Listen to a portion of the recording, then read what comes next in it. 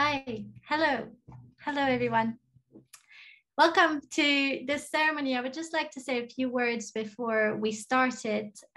First of all, after the ceremony, there will be breakout rooms where you'll be able to network, meet our representatives that are going to be speaking during the ceremony, meet us as well, meet the other destinations that are part of this Top 100 ceremony and Top 100 competition. So feel free to stay along, and we will also have rooms specifically for Spanish speaker, for Portuguese speaker, and for Japanese speakers. So please stay after the ceremony. We'll be delighted to hear from you and do a bit of networking. セレモニーの最後にはですね、ブレイクアウトルームセッションがまた持たれまして、日本語のセッションだけのグループもそこにはありますので、もしよろしければ皆さんそちらにもご参加ください。Thank you, Mary, for this translation. And now I'd like to give the floor to Albert Salmon, our founder, for a few introduction words. Thank you, Louise. Can you hear me? Can you hear me? Yes, we can, Albert. Right. Dear guests, it's my pleasure to greet you all as the president of Green Destinations and the founder of the Top 100. The first edition was back in 2014. I'd like to congratulate Louise and her team for running the program so well and for creating this session, which looks very promising, and I thank you all for attending. Green Destinations has been publishing the annual Top 100, and every year it's been a little bit different. One thing did not change. Only destinations qualify when they adhere to a set of key principles of sustainable tourism. In the first years of the competition, good practice stories didn't play an important role. Gradually, good practice and success stories became more important. This year, the selection of the 100 lucky destinations was entirely done based upon the good practice stories. The Top 100 team in Green Destinations has done an incredible job in evaluating and coordinating support from our partners. More than 160 destinations registered to the competition this year. This means that quite a few destinations had to be disappointed, but that doesn't mean their stories were not good. To them, I say, we're sorry, but we have a limit of 100. We are here to help you improve your story for next year so you can resubmit. Destination managers around the world need your experience and are keen to listen to your stories. The competition does not end today. An international awards jury will review selected stories and decide which will be the finalists for the Green Destinations Story Awards at ITB Berlin next year. Louise will tell us more about that at the end of the session. Finally, I'd like to thank the program partners, and I congratulate the Top 100 destinations with the selection of their stories. We will now watch the Top 100 introduction video created by the team. Your special attention to the new tagline of the Top 100, inspiring responsible tourism leadership. Thank you very much and enjoy. Thank you, Louise. The Top 100 Destination Sustainability Stories is an annual competition organized by Green Destinations and partnering organizations to inspire responsible tourism leadership. The world is in crisis, and there is an increasing need for good practices for sustainable destination development around the world. Each year, the competition generates a wonderful collection of innovative, effective, and transferable good management practices to be used as inspiring examples to other destinations, tour operators, and travelers, and encourage collaboration between destination managers globally. But that's not all. Participants in the competition are not only asked to submit a story, but are also offered training on 30 criteria of the Green Destination Standard recognized by the Global Sustainable Tourism Council, and a sustainability check to assess their current performance against the criteria that Green Destinations considers as essential for achieving basic sustainability performance. All participants need to achieve at least 60% compliance in their sustainability check in order to be eligible to submit a story. Through this training and evaluation, Top 100 participants can familiarize themselves with some of the highest social and environmental standards on the market and develop skills in reporting and communicating sustainability effort, which come in very handy when writing their good practice story.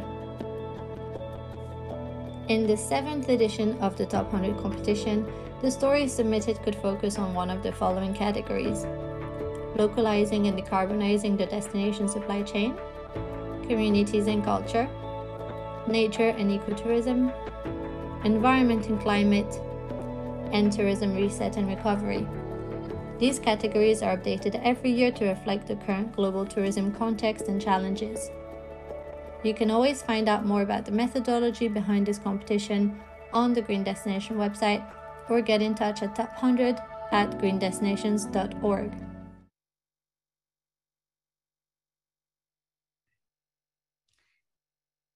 Welcome, everyone. Welcome. For those of you who don't know me yet, I am Louise de Hemmer, the Top 100 coordinator. I'm delighted to host this session today and be here with you to unveil the 2021 Top 100 Destination Sustainability Stories. This year, we received 160 registrations from destinations in more than 45 countries all around the globe. These stories were evaluated based on whether the story was innovative, effective, or easily transferable to other destinations, as well as whether they touched upon all 3 sustainability pillars. Before we get into the unveiling of the first category of this competition, I would like to introduce Alyssa Senders, the Relationships Managers from Ecotourism Australia. Alyssa, you have been working with Green Destinations for 3 years and have supported 21 destinations to participate in the Eco Destination Programme. Over the years, you have always supported a few destinations in Australia and New Zealand or the Pacific with their participation in the Top 100 competition. But this year, 6 destinations joined, which is the largest submissions we've had in the years that we've worked together. So I have a question for you. In your opinion, why and how are good practice stories important? Thanks, Louise. It's a fantastic question to ask, and thank you to Green Destinations for having me. Put simply, the good practice stories, or also known as best practice examples down on this side of the world, are a fantastic tool to share knowledge and encourage continued excellence among our community of destination managers. Just like Albert said in the tagline, I think that replicates it really well. It's only human nature for us to celebrate our success and then become complacent with what we have achieved, doing nothing further. But as a few on this call know, my favourite saying is that sustainability is a journey, not a destination. So we're always on that journey. There can always be something else that we can learn and implement in order to improve the way we care for the world we live in and the inhabitants we share it with. This competition and the good practice stories that it collects is an annual reminder to continue to reevaluate our own goals and practices and to continue to grow. It can be easy for us to get caught up in our general management of destinations, particularly when we've got things like marketing, product development, and now dealing with natural or man-made disasters. It can be all a little bit overwhelming. But this competition is a chance for us to ensure we are continuing to improve and make steps along that sustainability path, despite those other distractions. It's also a chance for you, in amongst all the craziness we face, to sit back and reflect, to celebrate those small wins and also the really big achievements, which we should all be proud of. Especially for those of you who are yet to obtain certification or who got it a few years ago. It's another milestone which we can celebrate, and it provides fulfillment and joy for all the hard work we're doing on a daily basis. It's also the practice of sharing these stories is really important because it's a fantastic way for us to learn from one another and inspire other destinations or even individuals to continue to work on their own sustainability challenges. So as you said, over the last 3 years of working with now 21 destinations across Australia, New Zealand and the South Pacific, one thing has always run true, that sharing knowledge is the best way forward. We've built a small group of our destinations meeting quarterly, and networking, learning from one another. And it's really inspiring to see this now family of destinations supporting each other through this journey. They all have a real willingness to share and be transparent during their ups and also downs along the sustainability journey. And it's made the community of destination managers we have grow stronger and more united. So the Top 100 Good Practice Stories competition is another great platform for in-depth knowledge and sharing. It breaks through the surface and dives deep into the issues that the initiative is solving. It's not just sitting on the surface. By putting the best practice examples into a format that encourages the author to articulate the issue as well as the solution, it helps the reader to identify their own situation, their own challenges within that story. Therefore, allowing the entire international group of destinations to grow and learn, not just the leaders that we're seeing here today. Just like the community of destination managers we have built in Australia and the South Pacific, this global network of destinations is a fantastic opportunity for each of you to link into an international network. So I encourage each of you to foster and value it and to build the partnerships that it can bring. I'd like to suggest that each of you listen intently to each story shared today and find one or two inspiring and insightful ones. Reach out to those destinations, get to know them, tell them how helpful that and encouraging that story was. You might just find you've got a little ally along that path that you're going on. And finally, I'd like to just also give you each a challenge. While you're sitting here listening to these fantastic 100 stories that are being showcased today, see what can inspire and inform you to make the next small change in your own destination. What have they learned and implemented that can be done in your own destination, possibly solving a challenge you're facing too? It can be a little overwhelming sometimes, so please don't feel that way. Just make a list of all the fantastic things and ideas that you get from this session today, and then just pick one thing that you can focus on right now and keep putting that forward, that foot forward in front of one another, step by step, making those small changes. And lastly, this competition is not really a competition. It's a place to learn and share knowledge.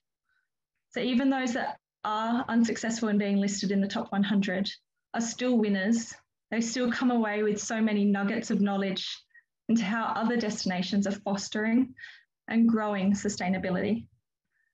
So although I wish you all good luck for the announcements today, I trust that you've learned something from this process. Thank you so much for this great answer, Alyssa. It's always very interesting to hear your opinion on this matter. And now let's officially reveal the destinations which stories were selected to the 2021 Top 100 list in the category Localizing and Decarbonizing the Destination Supply Chain.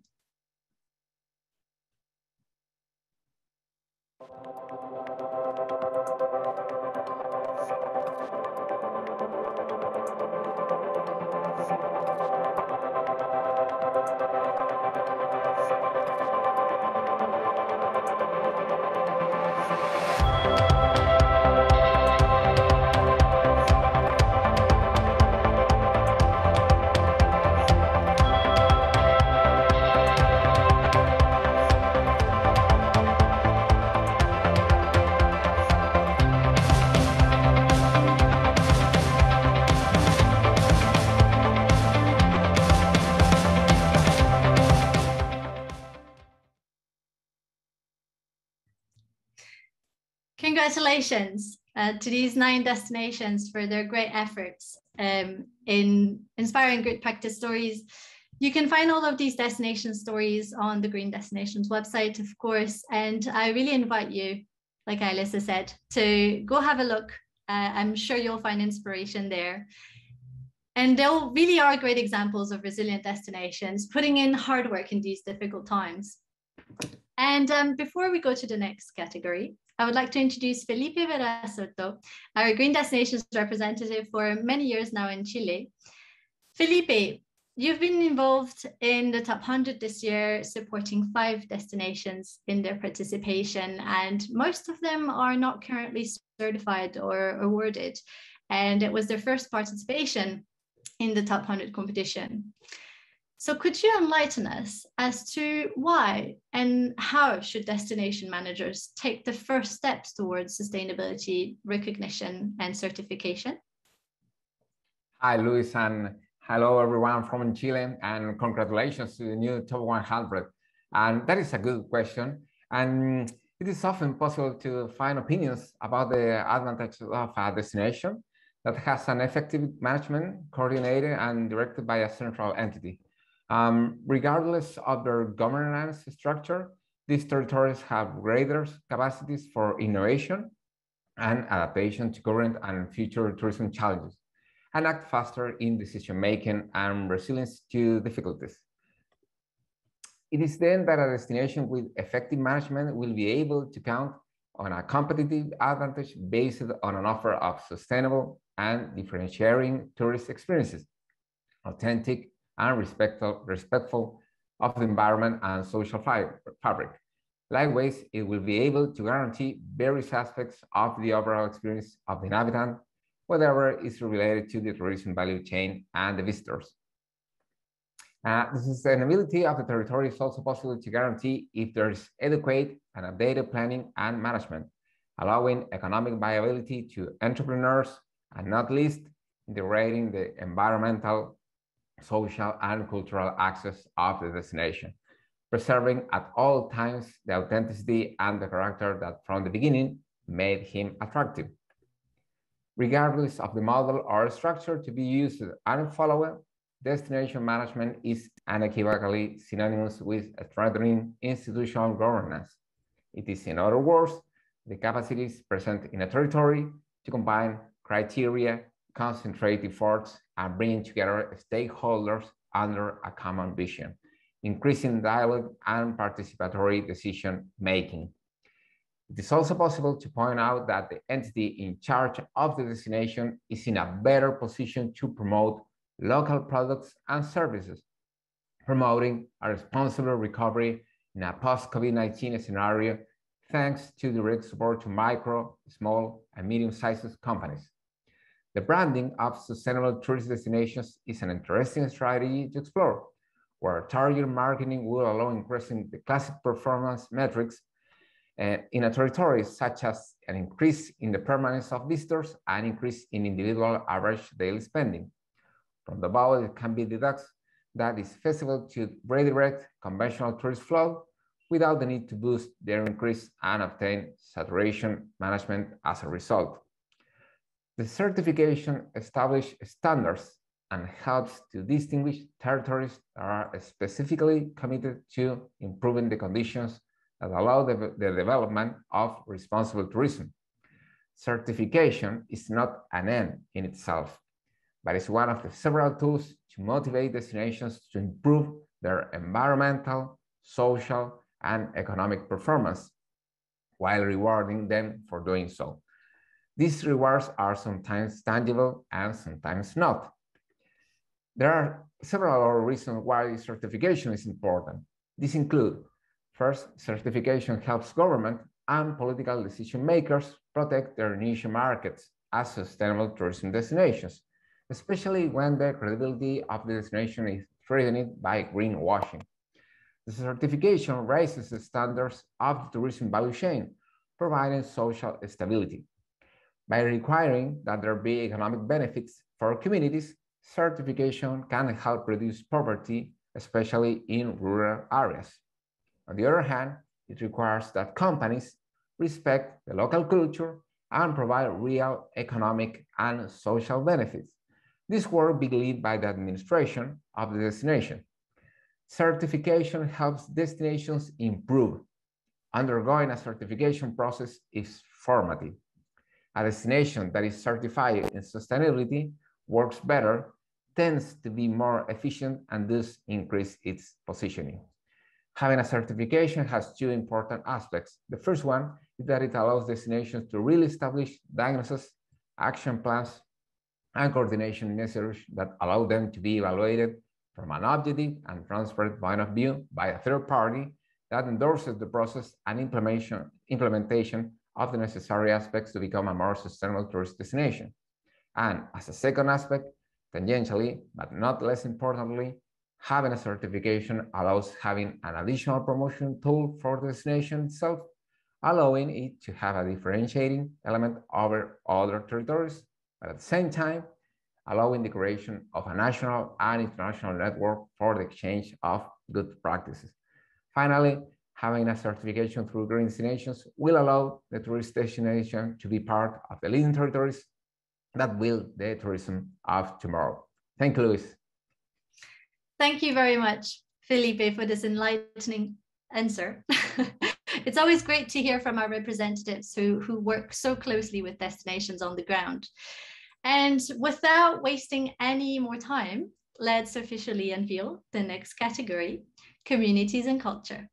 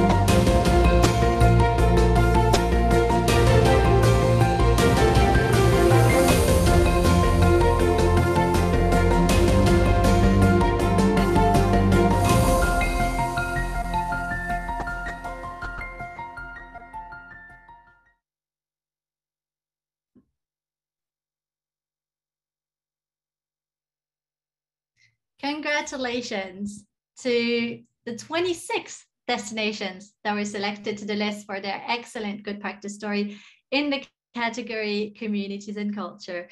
This category has always been quite popular and is full of inspiring stories.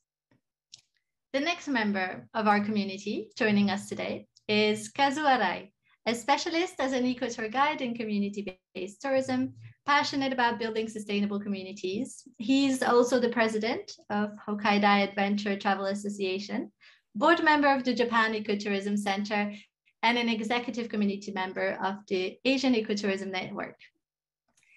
Kazu, you've been working with Green Destinations for 5 years now and have supported 15 destinations from Japan in the 2021 Top 100 competition, which is the country from where we've received the most participants from this year. So very exciting.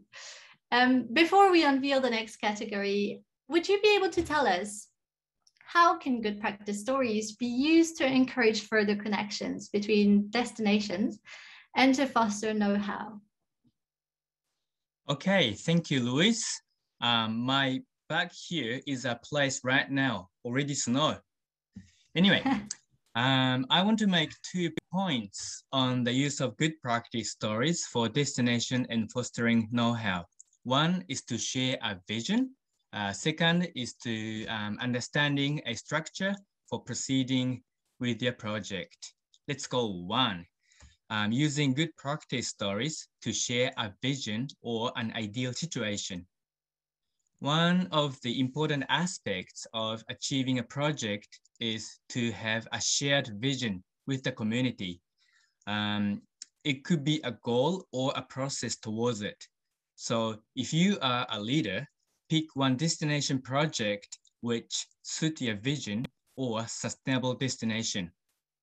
By doing so, you can look at the same target image and its working process with your community.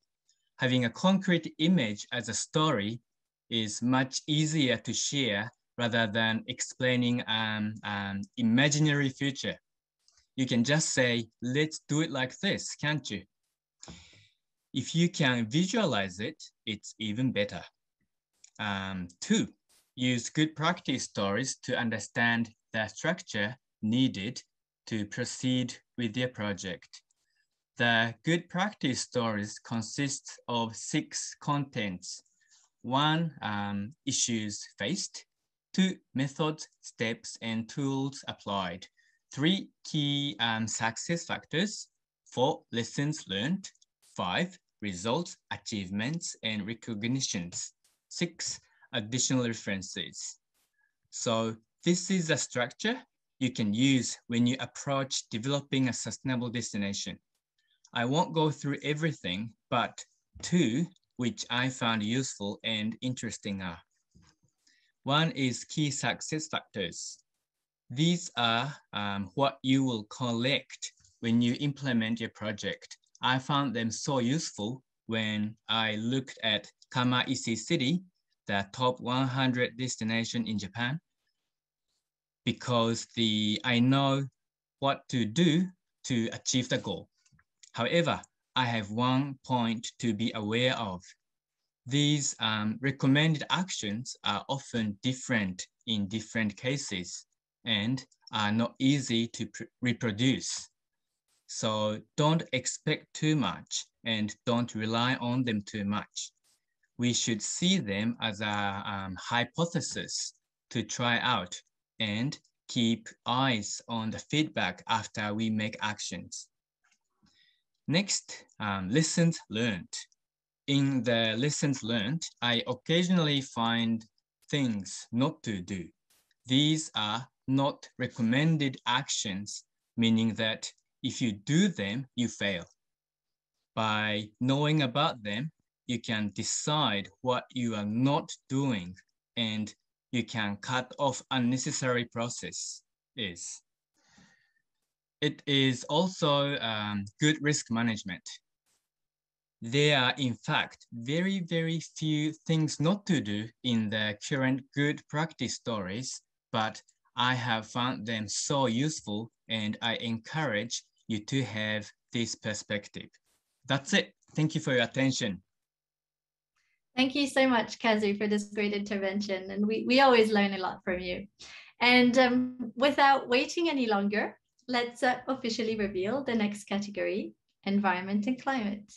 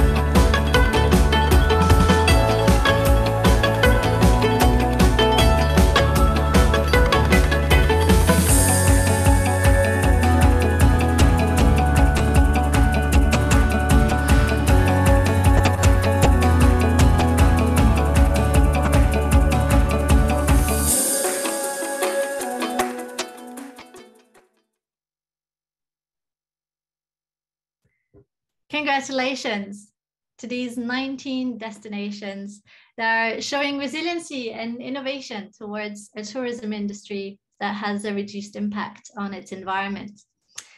Paula Janez, our Green Destinations representative in Peru, who has helped support 10 destinations in their 2021 Top 100 participation, is joining us as well today to answer a question that many of us are probably asking ourselves. Paula, in your opinion, do the doom scenarios of the recent IPCC report motivate or demotivate destination managers and destination management organizations? Hello, Liz and everybody. It's in the morning, very early morning here in Lima. Warm greetings for every one of you. Well, according to the IPCC report and the impacts of climate change on human life and activities, it is a challenge for the territories to improve their sustainable management indicators. In the Peruvian case, to face the challenges and improve the indicators, we have national and regional organizations that generate environmental data such as CINEA of the Ministry of Environment.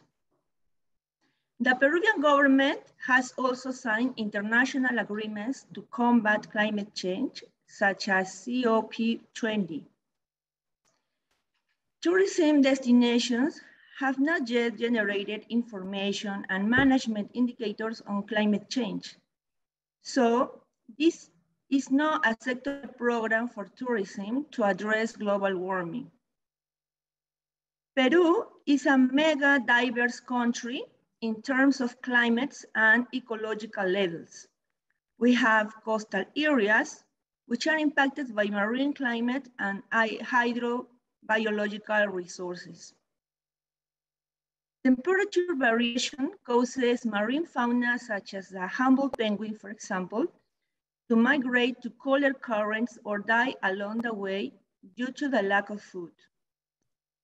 In the case of human life, we face more frequent changes of the Niño phenomenon that destroy urban infrastructure, houses, and affects rural areas. Furthermore, we are part of the Central Andes, and we have tourist destinations such as the Huascarán National Park, with the most beautiful mountains in South America.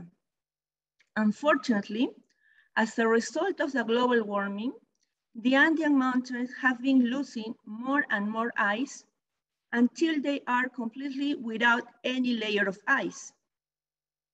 That is a case of Vinicunca Mountain in Cusco, which has become a touristic attraction because you can see 7 colors in its rock formation due to the complete loss of its ice cover. Then we have dry forests, such as the Pomac Forest National Sanctuary, where local populations, in their eagerness to increase agricultural areas, cause forest fires, which extinguish the fauna and biodiversity. And that is why the sanctuary has been integrating a community work with the protection and rescue of the forest. Finally, we have the Amazon area that has been suffering for deforestation caused by the informal mining and indiscriminate logging of the timber trees, leaving hundreds of desert and contaminated hectares in which we have high percentages of lost land, aggravating the climate problem. In Peru, sustainable tourism is a way to educate and sensitize visitors about the commitment to the planet, its conservation, and the importance of each species in the biological circle. It is about encouraging more and more ecological enterprises that favor the reduction of GHG emissions and a commitment to the future. This is the challenge of sustainable tourism. Thank you.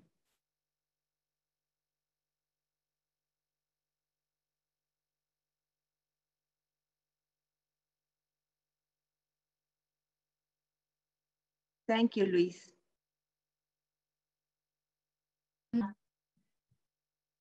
Oh. So thank you very much, Helga, for this insightful contribution, this very complex question.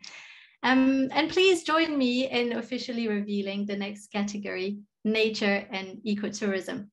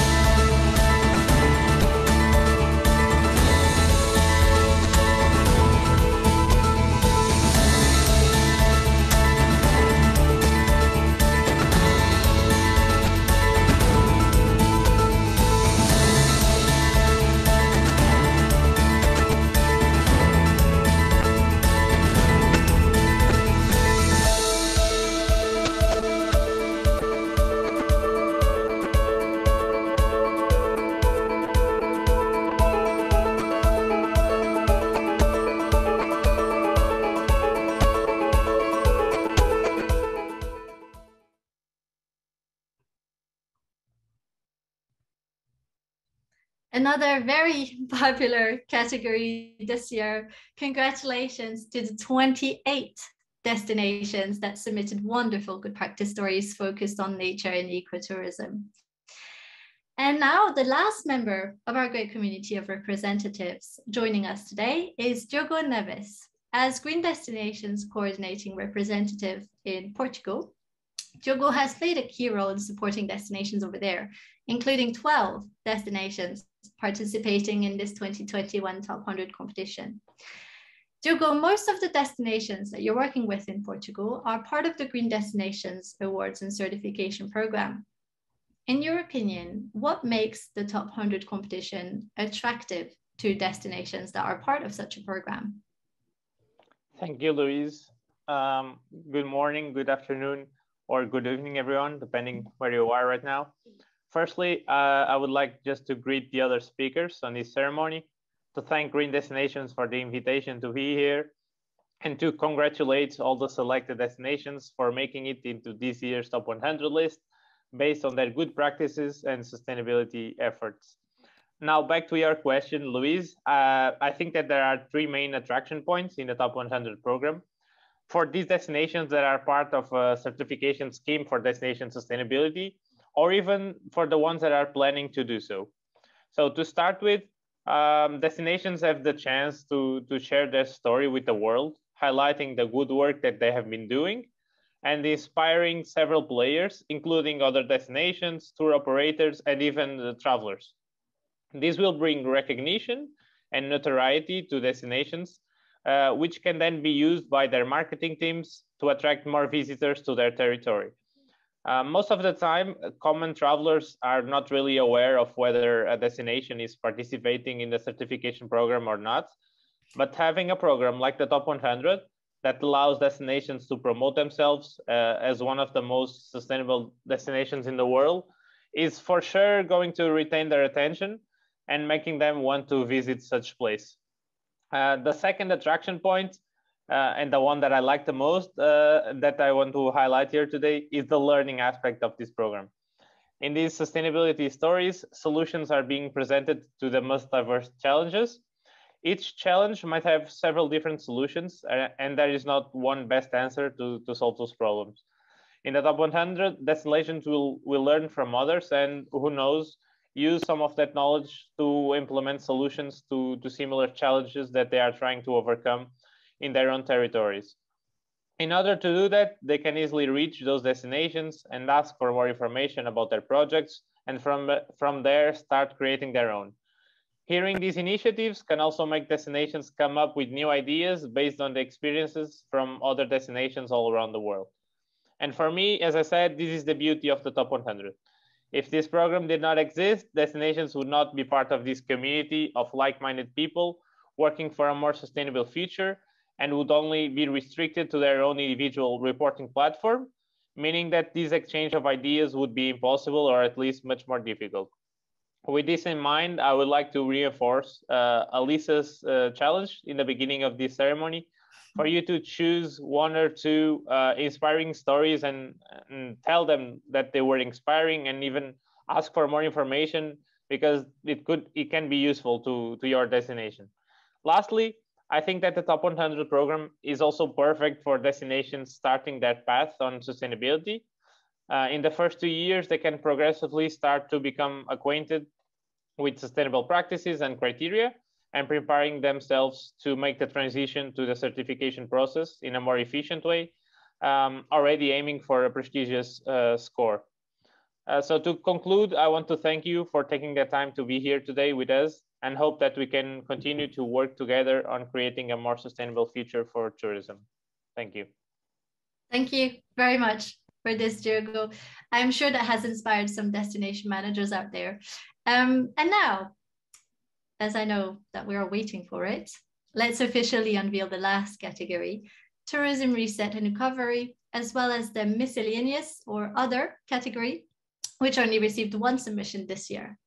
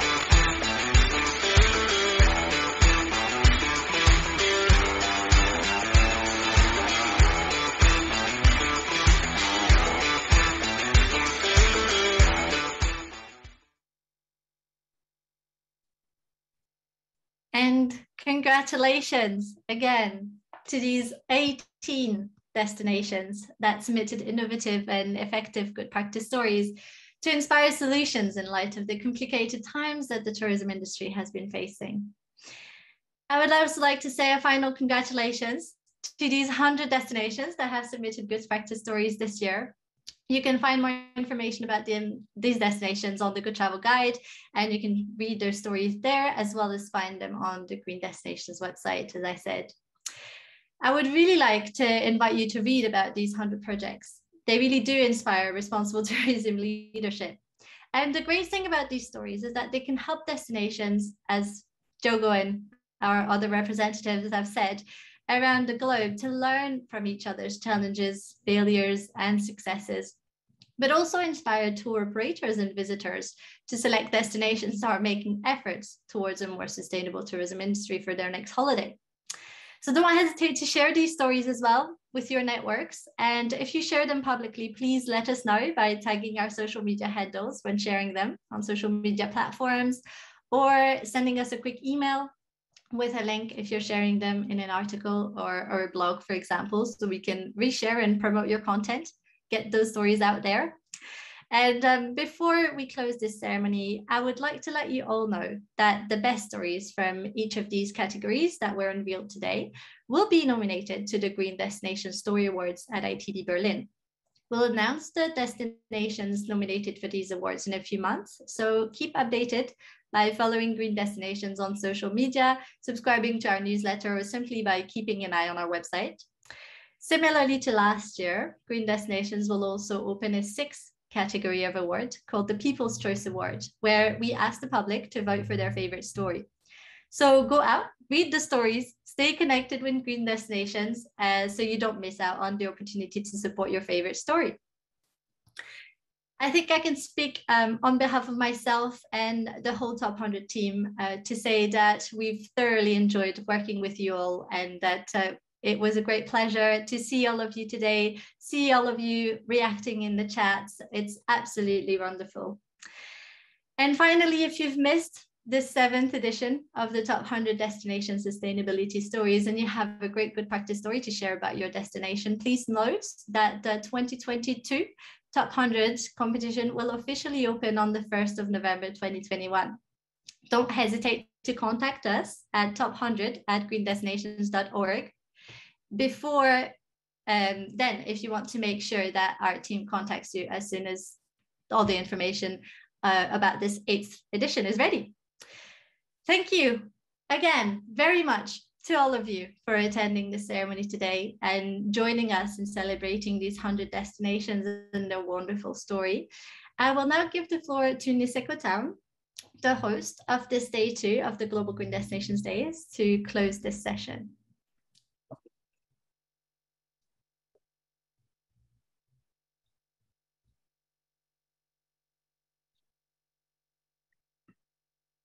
Okay, thank you, Louise. It's such a pleasure for us to be part of this program and then event and listen to all the stories and efforts, inspiring stories from every country.